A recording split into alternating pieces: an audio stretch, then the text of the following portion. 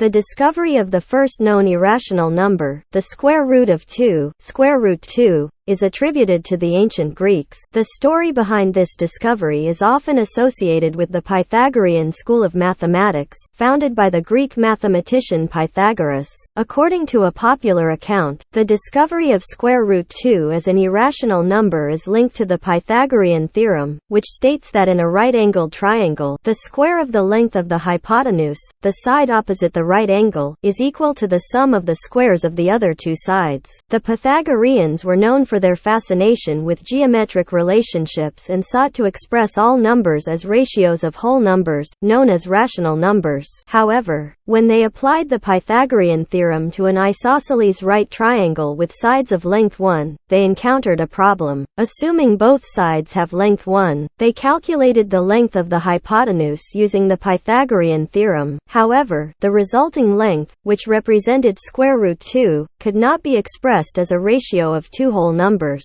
This discovery conflicted with their belief in the supremacy of rational numbers and the idea that all mathematical relationships could be expressed in terms of such numbers. The Pythagoreans kept this discovery secret as it challenged their fundamental principles. Legend has it that a student named Hippasus of Metapontum broke the oath of secrecy and revealed the existence of irrational numbers, specifically square root 2. The Pythagoreans, unable to accept this new knowledge, banished Hippasus from their society. While this account is often told, it is important to note that the exact historical details surrounding the discovery of square root 2 and the involvement of specific individuals are uncertain. The story of Hippasus and his banishment may have been embellished over time, but it has become a significant part of the narrative surrounding the discovery of irrational numbers.